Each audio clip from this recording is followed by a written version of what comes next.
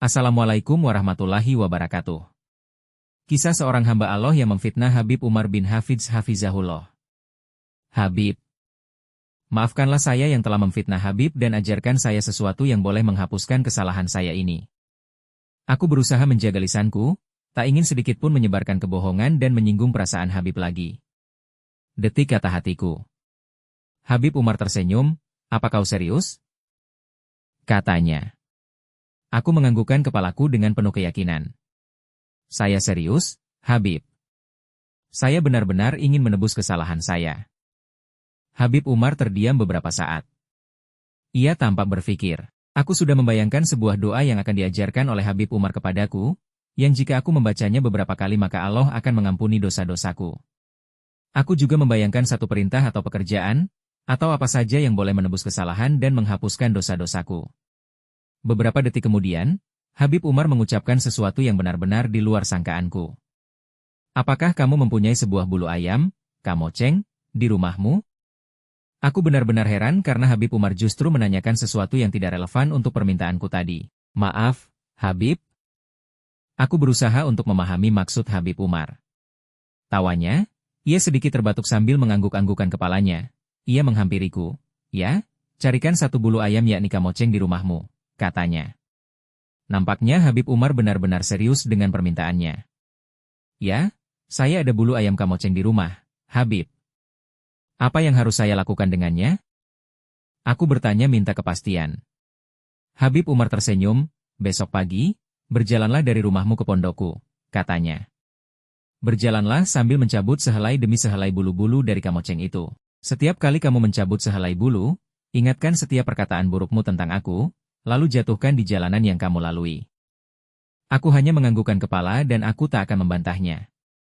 Barangkali maksud Habib Umar adalah agar aku merenung semua kesalahan-kesalahanku.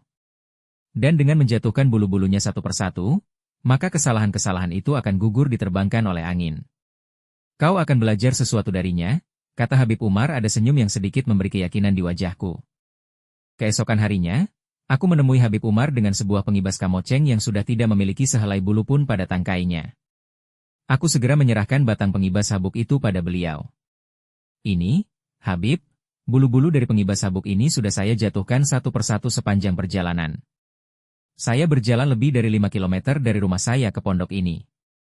Saya mengingati semua perkataan buruk saya tentang Habib. Saya menghitung betapa luasnya fitnah-fitnah saya tentang Habib yang sudah saya sebarkan kepada begitu banyak orang. Maafkan saya, Habib. Maafkan saya. Habib Umar mengangguk-angguk sambil tersenyum. Ada kehangatan yang aku rasakan dari raut mukanya, lalu dia bersuara, seperti aku katakan kemarin, aku sudah memaafkanmu. Barangkali kamu hanya hilaf dan hanya mengetahui sedikit tentangku. Tetapi kau harus belajar sesuatu, katanya. Aku hanya terdiam mendengar perkataan Habib Umar yang lembut, menyejukkan hatiku. Kini pulanglah, kata Habib Umar. Ketika aku baru saja hendak melangkah pulang sambil mencium tangannya. Tetapi Habib Umar melanjutkan kata-katanya, pulanglah dengan kembali berjalan kaki dan menempuh jalan yang sama dengan saat kamu menuju ke pondokku tadi. Aku terkejut mendengarkan permintaan Habib Umar kali ini, apalagi mendengarkan syarat berikutnya, di sepanjang jalan kepulanganmu, pungutlah kembali bulu-bulu dari pengibas kamoceng tadi yang engkau cabut satu persatu. Esok hari, laporkan kepadaku berapa banyak bulu yang dapat kamu kumpulkan. Aku terdiam. Aku tak mungkin menolak permintaan Habib Umar. Kamu akan mempelajari sesuatu dari semua ini. Habib Umar mengakhiri kata-katanya. Sepanjang perjalanan pulang, aku berusaha menemukan bulu-bulu dari pengibas sabuk yang tadi kulepaskan di sepanjang jalan. Hari yang terik. Perjalanan yang melelahkan. Betapa sulit untukku menemukan bulu-bulu itu. Ia tentu saja telah ditiup angin, atau menempel di beberapa kendaraan yang sedang menuju kota yang jauh, atau disapu kemana saja tempat yang kini tak mungkin aku ketahui. Tapi aku harus menemukan bulu-bulu tersebut.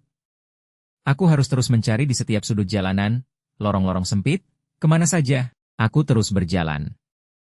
Setelah berjam-jam, aku berdiri di depan rumahku dengan pakaian yang dibasahi keringat.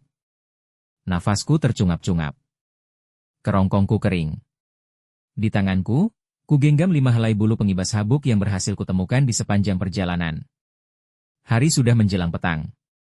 Dari ratusan bulu ayam yang kucabut dan kujatuhkan dalam perjalanan ketika pergi bertemu Habib, hanya 5 helai yang berhasil kutemukan dan kupungut sepanjang perjalanan pulang. Ya, hanya 5 helai. 5 helai. Hari berikutnya aku menemui Habib Umar dengan wajah yang murung. Aku menyerahkan 5 helai bulu ayam yang telah kukutip itu pada Habib Umar. Ini, Habib, hanya ini saja yang berhasil saya temukan. Aku membuka genggaman tanganku dan menyerahnya pada Habib Umar. Habib Umar tersenyum, kini kamu telah belajar sesuatu, katanya. Aku mengerutkan dahiku, ingin tahu. Apa yang telah aku pelajari, Habib? Aku benar-benar tak mengerti. Tentang fitnah-fitnah itu, jawab Habib Umar. Tiba-tiba aku tersentak. Dadaku berdebar. Kepalaku mulai berkeringat. Bulu-bulu ayam yang kamu cabut dan kamu jatuhkan sepanjang perjalanan adalah fitnah-fitnah yang kamu sebarkan. Walaupun kamu benar-benar menyesali di atas perbuatanmu dan berusaha memperbaikinya, fitnah-fitnah itu telah menjadi bulu-bulu yang berterbangan entah kemana. Bulu-bulu itu adalah kata-katamu.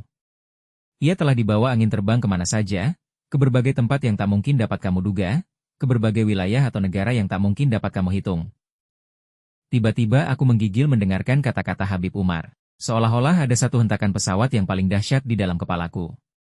Seolah-olah ada tikaman mata pisau yang menghujam jantungku. Aku ingin menangis sekeras-kerasnya. Aku ingin mencabut lidahku sendiri. Bayangkan salah satu dari fitnah-fitnah itu suatu saat kembali pada dirimu sendiri. Barangkali kamu akan berusaha meluruskannya, karena kamu benar-benar merasa bersalah telah menyakiti orang lain dengan kata-katamu itu. Barangkali kamu tak ingin mendengarnya lagi. Tetapi kamu tak dapat menghentikan semua itu. Kata-katamu yang telah terlanjur tersebar dan terus disebarkan di luar kawalanmu, tak dapat kamu bungkus lagi dalam sebuah kotak besi untuk kamu kubur dalam-dalam sehingga tak ada orang lain lagi yang mendengarnya. Angin waktu telah mengabdikannya. Fitnah-fitnah itu telah menjadi dosa yang terus beranak pinak tak ada penghujungnya. Agama menyebutnya sebagai dosa jariah. Dosa yang terus berjalan di luar kawalan pelakunya. Maka tentang fitnah-fitnah itu, meskipun aku atau sesiapapun saja yang kamu fitnah telah memaafkanmu sepenuh hati, fitnah-fitnah itu terus mengalir hingga kau tak dapat membayangkan bila ianya akan berakhir. Bahkan meskipun kau telah meninggal dunia, fitnah-fitnah itu terus hidup karena angin waktu telah membuatnya abadi. Maka kamu tak dapat menghitung lagi berapa banyak fitnah-fitnah itu telah memberatkan timbangan keburukanmu kelak. Tangisku benar-benar pecah. Aku tersungkur di lantai. Astagfirullahaladzim. Astagfirullahaladzim. Astagfirullahaladzim. Aku hanya mampu terus mengulangi istighfar. Dadaku gemuruh. Air mata menderas dari kedua hujung mataku. Ajarkanlah saya apa saja untuk membunuh fitnah-fitnah itu, Habib. Ajaranlah saya. Ajarkanlah saya. Astagfirullahaladzim. Aku terus menangis menyesali apa yang telah aku perbuat. Habib Umar tertunduk sambil menitiskan air matanya. Aku telah memaafkanmu setulus hatiku, wahai anakku, katanya. Kini, aku hanya mampu berdoa agar Allah mengampunimu, mengampuni kita semua. Kita harus percaya bahwa Allah, dengan kasih sayangnya, adalah zat yang maha terus-menerus menerima taubat manusia. Innallaha tawwabur rahim. Aku seperti disambar halilintar jutaan megawatt yang menggoncangkan batinku. Aku ingin mengucapkan sejuta atau sebanyak-banyaknya istighfar untuk semua yang sudah kulakukan. Aku ingin membacakan doa apa saja untuk menghentikan fitnah-fitnah itu. Kini aku telah belajar sesuatu. Demikianlah sahabat dan saudaraku. Itulah sebab kenapa fitnah itu kejam. Lebih kejam daripada pembunuhan. Demikian cerita inspirasi ini, semoga menjadi pelajaran untuk kita semua. Amin, amin amin, ya Rabbal Alamin. Wassalamualaikum warahmatullahi wabarakatuh. Jangan lupa like, komen, share dan subscribe.